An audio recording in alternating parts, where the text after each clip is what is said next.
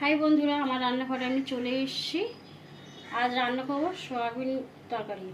তা সয়াবিন আলু সিদ্ধ করে রেখে দিয়েছি, সয়াবিন একটু ভাপিয়ে রেখে দিয়েছি, আলু সিদ্ধ করা আছে। কড়া বসিয়ে দিয়েছি, কড়াতে তেল দিয়ে দিয়েছি, তেল গরম হয়ে গেছে। এবার আমি ফোড়ন দেবো, সামনে একটু গোটা জিরে দেবো, তেজপাতা, শুকনো লঙ্কা,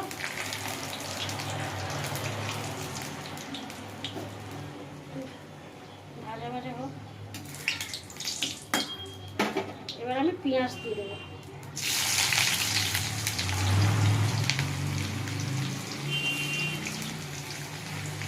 পেঁয়াজটা একটু ভাজা ভাজা হোক।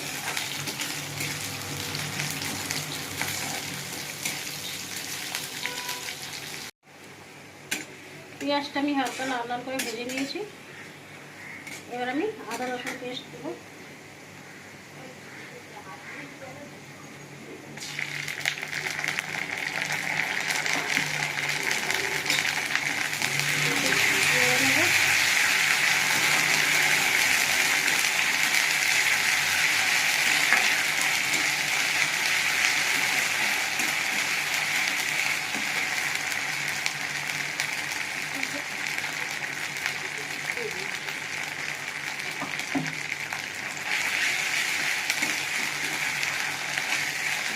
এবার আমি মশলা দেবো,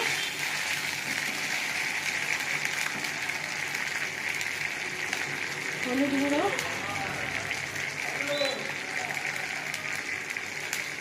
লঙ্কার গুঁড়ো আর জিরে গুঁড়ো।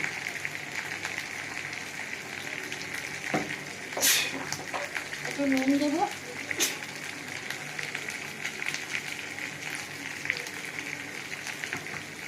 একটু কষে নেবো ভালো করে। সেটা কাঁচা লঙ্কা দেবো,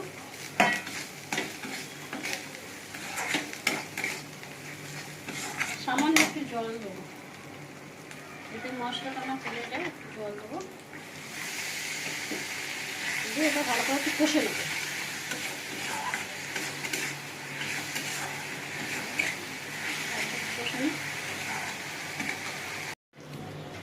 আমি আদা রসুন মশলা ভালো করে কষে নিয়েছি, তেল ছেড়ে গেছে। এবার আমি টক দই ফেটিয়ে গেছি, আমি টক দই দিয়ে দেবো।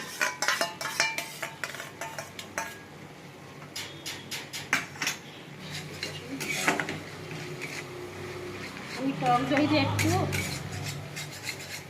ভালো করে কষে নিয়েছি, আর একটু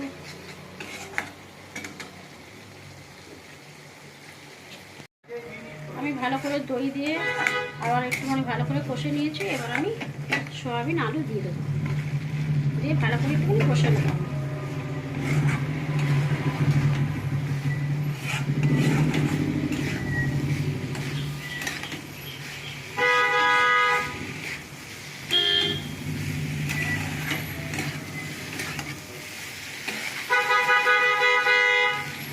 ঢাকা দেবো,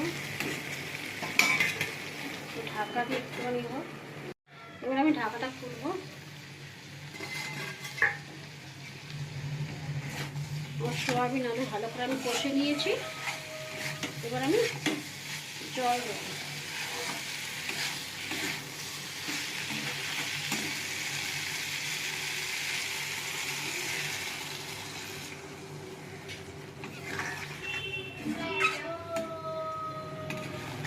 বেশি জল দেবো না, মাথা মাথা করবো, আর একটু জল দেবো।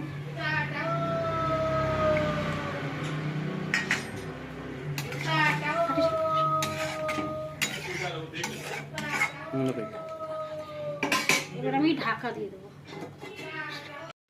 এবার আমি ঢাকাটা খুলে দেবো, হয়ে গেছে কিনা।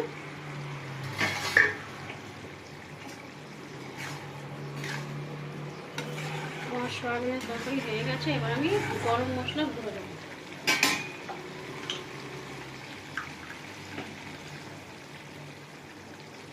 গরম মশলা গুঁড়ো একটু নিয়ে নেবো। এবার আমি নামিয়ে নেবো, সয়াবিনের তরকারি হয়ে গেছে, এবার নামিয়ে নেবো। সয়াবিনের তরকারি রেডি।